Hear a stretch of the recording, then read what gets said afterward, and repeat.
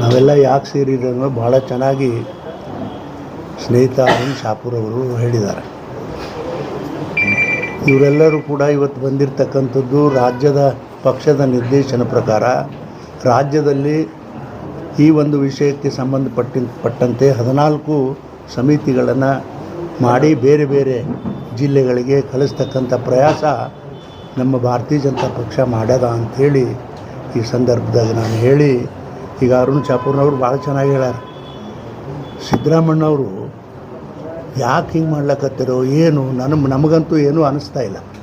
ಆದರೆ ನೋಡಿರಿ ಅವ್ರು ಎಷ್ಟು ಕೆಟ್ಟದಾರ ಅಂದ್ರೆ, ಇದೇ ರೀತಿ ಇರ್ತಕ್ಕಂಥ ಅಲ್ಪಸಂಖ್ಯಾತರ ಒಂದು ಕಮಿಟಿ ಇದೆ, ಅದು ಅಲ್ಪಸಂಖ್ಯಾತರ ಕಮಿಟಿ ಇದೆ. ನಿನಗೆ ತಾಕತ್ತಿದ್ರೆ ಅದಕ್ಕೆ ಮುಟ್ಬೇಕಪ್ಪ. ನಿಮಗೆ ಸೋನಿಯಾ ಗಾಂಧಿ ತಲೆ ಮೇಲೆ ಇಕ್ತಿದ್ರು, ನೀನು ಅವಕ್ಕೆ ಯಾಕೆ ಮುಟ್ಲಿಲ್ಲಪ್ಪ? ಹೋಗಿ ಇವ್ರು ದಲಿತರೇನು ಇವರು ಏನಕ್ಕೆ ತಿಳ್ಕೊಂಡಿದ್ದೀನಿ ನೀನು? ಅದಕ್ಕೆ ಯಾಕೆ ಮುಟ್ಲಿಲ್ಲ? ಮುಟ್ಟಬೇಕಾಗಿತ್ತು. ನೀನು ಅಲ್ಪಸಂಖ್ಯಾತರಿಗೆ ಇಟ್ಟಿರ್ತಕ್ಕಂಥ ಹಣವನ್ನು ನಮ್ಮದು ಹ್ಯಾಂಗೆ ತೆಗೆದ್ರೆ ಅವ್ರದ್ದು ಕೂಡ ಡೈವರ್ಟ್ ಮಾಡಬೇಕಾಗಿತ್ತು. ಇದಕ್ಕೆ ಅವ್ರಿಗೆ ಹೇಳಬೇಕಾಗಿತ್ತು, ಇಲ್ಲ ಇದನ್ನು ತೆಗೆದು ನಿಮಗೆ ರೊಕ್ಕ ಕೊಡ್ತೀನಿ 2,000 ಅಂತ. ಅದನ್ನು ಇದು ಏನು ಗೊತ್ತಾಗೋದಿಲ್ಲ ಅಂತ ತಿಳಿದಾರ ಅವರು?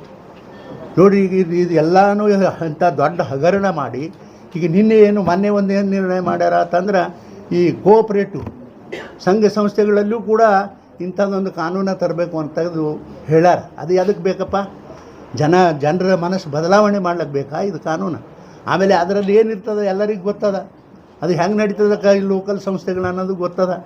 ಆದರೆ ಸಿದ್ದರಾಮಣ್ಣವರೇ, ನೀವು ನಿಜವಾಗಿ ದಲಿತರ ಮೇಲೆ ನಿಮಗೆ ಅಭಿಮಾನ ಇದ್ದರೆ, ದಲಿತ ಸಮುದಾಯದ ಮತಗಳನ್ನು 20-50 ವರ್ಷಗಳಿಂದ ಮತದಾನ ಬ್ಯಾಂಕ್ ಅಂತ ಹೇಳಿ ಮಾಡ್ಕೊಂಡು ಬಂದಿರಿ.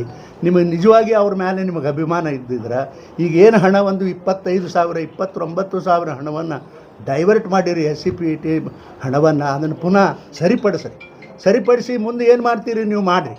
ಅಲ್ಲಿ ತನಕ ಮಾತ್ರ ನಾವು ಮಾತ್ರ ಬಿಡೋಂಗಿಲ್ಲ. ಈಗ ಅವ್ರು ಹೇಳಿದ್ರಲ್ಲ, ಎಲ್ಲ ರಾಜ್ಯದಲ್ಲಿರ್ತಕ್ಕಂಥ ಎಲ್ಲ ಸಂಘಟನೆಗಳು ಭಾರತೀಯ ಜನತಾ ಪಕ್ಷಕ್ಕೆ ನಾವು ಸಹಕಾರ ಮಾಡ್ತೇವೆ ಈ ಒಂದು ವಿಷಯದಾಗ ಅಂತ ಹೇಳ್ಯಾರ.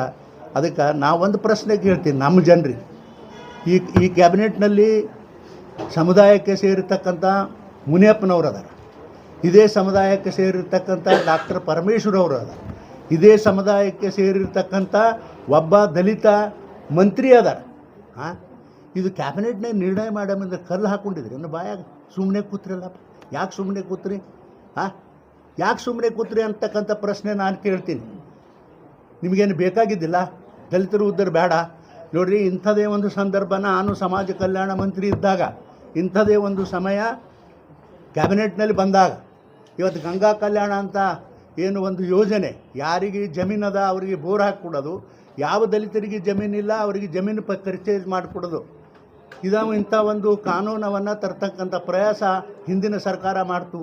ಆದರೆ ನಾನು ಒಬ್ಬ ಸುಮ್ಮನೆ ಮನ್ಕೊಂಡು ಬಾಯಕಲ್ಲಿ ಇಟ್ಕೊಂಡು ಸುಮ್ಮನೆ ಕೂತಿದ್ರೆ ಇವತ್ತು ಗಂಗಾ ಕಲ್ಯಾಣ ಆಗ್ತಿತ್ತಾ, ಅಥವಾ ಏನು ಮೊರಾರ್ಜಿ ದೇಸಾಯಿ ಶಾಲೆ ಆಗ್ತಿತ್ತಾ, ಅಥವಾ ಹಾಸ್ಟೆಲ್ಗಳು ಆಗ್ತಿದ್ವಾ, ನಮ್ಮ ಮಕ್ಕಳಿಗೆ ಅನುಕೂಲ ಆಗ್ತಿತ್ತಾ? ಅದೇ ಹಣದಿಂದ ಹೆಚ್ಚಿನ ದರ್ಜೆಗೆ ಓದಲಿಕ್ಕೆ ಹೋಗ್ತಕ್ಕಂಥ ಮಕ್ಕಳಿಗೆ ಸರ್ಕಾರ ಇದೇ ಹಣದಲ್ಲಿ ಸಹಾಯ ಮಾಡ್ತಕ್ಕಂಥ ಕೆಲಸ ಮಾಡ್ತಿತ್ತು. ಇಷ್ಟೆಲ್ಲ ಅನ್ಯಾಯ ಮಾಡಿರಿ ನೀವು ಮತ್ತೆ ಹೇಳ್ತೀರಿ ಇದು ಅಹಿಂದ ನಾಯಕರು ಅಂತ ಹೇಳ್ತೀರಿ. ನಿಮಗೇನು ಶರ್ಮ ಬರೋದಿಲ್ಲ? ಹೇಳಿ ನೋಡೋಣ, ಹೆಂಗೆ ದಲಿತ ನಾಯಕರಿ ನೀವು? ನಿಮಗೆ ಯಾವ ರೀತಿ ಕರಿಬೇಕು ನಮಗೆ ಅರ್ಥ ಆಗಲ್ಲ. ಅದಕ್ಕಾಗಿ ಇದನ್ನು ಎಲ್ಲವನ್ನು ಸರಿಪಡಿಸಿದ್ರೆ ಬೇಷದ. ನೋಡ್ರಿ, ಖರ್ಗೆ ಸಾಹೇಬರು ದೇಶದ ಒಬ್ಬ ಮಂತ್ರಿ, ಇವರು ಪಕ್ಷದ ಅಧ್ಯಕ್ಷರು. ನೀವೇರೆ ಬುದ್ಧಿ ಹೇಳಬೇಕಾಗಿತ್ತು ಸಣ್ಣ ಹುಡುಗರಿಗೆ ಎಲ್ಲರಿಗೆ. ನೀವು ಹಿರಿಯ ಮನುಷ್ಯರಾಗಿ ನೀವು ಸುಮ್ಮ ಕೂತ್ರಪ್ಪ. ನೋಡಿರಿ, ನಾವು ಏನು ತಿಳ್ಕೊಂಡಿದ್ದೆವು, ದಲಿತರು ಬಾಬಾ ಸಾಹೇಬ್ ಅಂಬೇಡ್ಕರ್ ಅವ್ರಿಗೆ ಅಷ್ಟೇ ಇವರು ಅನ್ಯಾಯ ಮಾಡ್ಯಾರ ಅಂತ ನಾ ತಿಳ್ಕೊಂಡಿದ್ದ, ನಮ್ಮ ಸಮಾಜ ತಿಳ್ಕೊಂಡಿತ್ತು. ಇವತ್ತಿನ ದಿನಮಾನದಾಗ ಖರ್ಗೆರವ್ರಿಗೂ ಕೂಡ ಕಾಂಗ್ರೆಸ್ಸು ಅವಮಾನ ಮಾಡ್ತಕ್ಕಂಥ ಪ್ರಯಾಸ ಮಾಡೋದು.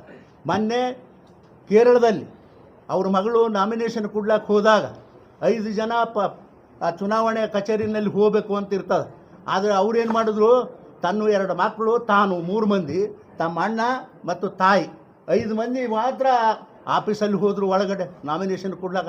ಪಾಪ ನಮ್ಮ ಖರ್ಗೆರವರು ಹೊರಗೆ ನಿಂತು ಸಣ್ಣ ಹುಡುಗರಿಗತ್ತಲೆ ಕಿಟಕಿನಲ್ಲಿ ಗೋಣು ಹಾಕಿ ನೋಡ್ತಿದ್ರು. ಇದು ನಮ್ಮ ದಲಿತರಿಗೆ ಕೊಟ್ಟಿರ್ತಕ್ಕಂಥ ಅನ್ಯಾಯ ಅಲ್ಲ? ಯಾಕೆ ವಿಚಾರ ಮಾಡೋದಿಲ್ಲ ನಮ್ಮ ದಲಿತರು ಇಂಥ ಅನ್ಯಾಯ ಆದರು? ಬರೀ ಬಾಬಾ ಸಾಹೇಬ್ರ ಅಂಬೇಡ್ಕರ್ಗೆ ಏನೋ ಒಂದು ಶಬ್ದ ಅಂದರು ಅನ್ನೋ ಕಾರಣಕ್ಕೆ ಇಡೀ ದೇಶದ ತುಂಬ ನೀವು ಮೆರವಣಿಗೆ ಮಾಡಿದ್ರಪ್ಪ. ಇವತ್ತೇನಾಗಿದೆ ನಿಮಗೆ? ಖರ್ಗೆರವ್ರಿಗೆ ಇಂಥ ಒಂದು ಅನ್ಯಾಯ ಮಾಡ್ಯಾರ ಕಾಂಗ್ರೆಸ್ನವರು. ನೀವ್ಯಾಕೆ ನಮ್ಮ ದಲಿತ ಎಲ್ಲ ಸುಮ್ಮ ಕೂತೀರಿ ಅಂತಕ್ಕಂಥ ಪ್ರಶ್ನೆ ನಮ್ಮ ಜನರಿಗೂ ನಾನು ಮಾಡ್ತೀನಿ ಅಂತಕ್ಕಂಥ ಮಾತವನ್ನು ಭಾಳ ಸ್ಪಷ್ಟವಾಗಿ ನಾನು ಹೇಳಿ, ಮುಂದಿನ ದಿನಮಾನಗಳಲ್ಲಿ ಇದೆಲ್ಲವೂ ಸಿದ್ದರಾಮಣ್ಣ ಸರಿಪಡಿಸದೇ ಇದ್ರೆ ಉತ್ತರ, ದಕ್ಷಿಣ, ಪೂರ್ವ, ಪಶ್ಚಿಮ ತನಕನೂ ವಿರುದ್ಧ, ಈ ಸರ್ಕಾರದ ವಿರುದ್ಧ ದಲಿತರ ಒಂದು ಚಾಲನೆ, ದಲಿತ ಸಂಘಟನೆಗಳು ಬಹಳ ದೊಡ್ಡ ಪ್ರಮಾಣದಲ್ಲಿ ಆಂದೋಲನವನ್ನು ಮಾಡ್ತಕ್ಕಂಥ ಪ್ರಯಾಸ ಮಾಡ್ತದೆ ಅನ್ನತಕ್ಕಂಥ ಎಚ್ಚರಿಕೆಯ ಮಾತನ್ನು ಈ ಸರ್ಕಾರಕ್ಕೆ ನಾನು ಹೇಳಲಿಕ್ಕೆ ಬಯಸ್ತೀನಿ. ನೋಡಿ, ಅದು ನಿರ್ಣಯ ಮಾಡೋರು ನಮ್ಮ ಪಕ್ಷದ ಹಿರಿಯರು, ನಮ್ಮ ಪಕ್ಷದ ನಾಯಕರುಗಳು. ನೀವು ಇಲ್ಲಿ ಕೂತು ಬಿಜಾಪುರದಾಗ MP ಪಾಪ ಇಲ್ಲಿ ಕಾರ್ಯಕರ್ತರಿಗೆ ಕೇಳಿದ್ರಿ ಹಂಗ್ರ ಮರ ಅವ್ರು ಬರ್ತಾರೆ ಕೇಳ್ರಿ ದಯವಿಟ್ಟು. ಅದಕ್ಕೆ ಮೊನ್ನೆ ಅವ್ರು ಭಾಳ ಚಂದ ಹೇಳ್ಯಾರ್ರಿ ಸರ. ಇವ್ರು ಇದು ಏನು ಹೇಳಿದ್ರಂದ್ರೆ ಭಗವದ್ಗೀತೆ ಕೇಳಾಕತ್ತದ, ಅದ್ರ ಯಾರ ಬಾಯಿಂದ ಅಂತ ಗೊತ್ತಿಲ್ಲ. ಬರೀ ಸಾಕಿಲ್ಲ.